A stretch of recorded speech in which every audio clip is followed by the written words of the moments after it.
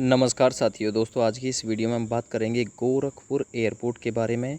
तो यूपी के प्रस्ताव पर केंद्र सहमत, वायुसेना को मिलेगी दूसरी ज़मीन। एयरपोर्ट विस्तार को 44 एकड़ भूमि देगी वायुसेना। 2 साल पूर्व अलग एयरपोर्ट को 2 साल पूर्व अलग एयरपोर्ट को ज़मीन की तलाश शुरू। ज़मीन मिलते ही गोरखपुर एयरपोर्ट का होगा विस्तार के बाद एयरपोर्ट की क्षमता हो जाएगी दोगुनी। चल रहा है तीसरे टर्मिनल का निर्माण। करीब 350 यात्रियों की क्षमता का नया टर्मिनल भवन निर्माणाधीन है।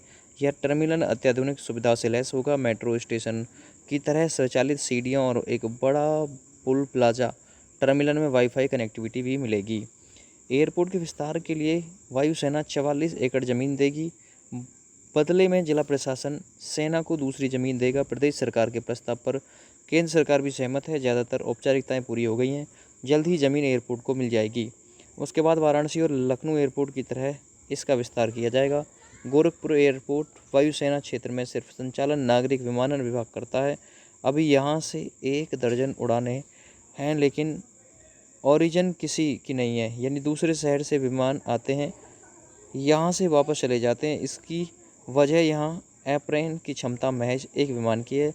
इन्हीं दिक्कतों की वजह से उड़ानों की संख्या भी नहीं बढ़ पा रही है।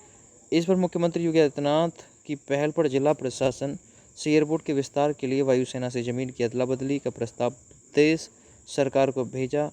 यूपी सरकार ने इसे केंद्र को भेजा।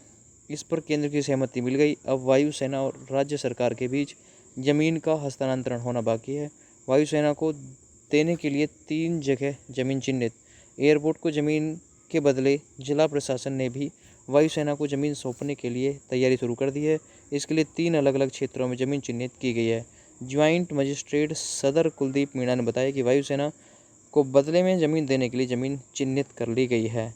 विस्तार के बाद बढ़ सकेगी उड़ानें। एयरपोर्ट को 44 एकड़ ज़मीन मिल जाने से यहाँ टर्मिनल का विस्तार हो पाएगा।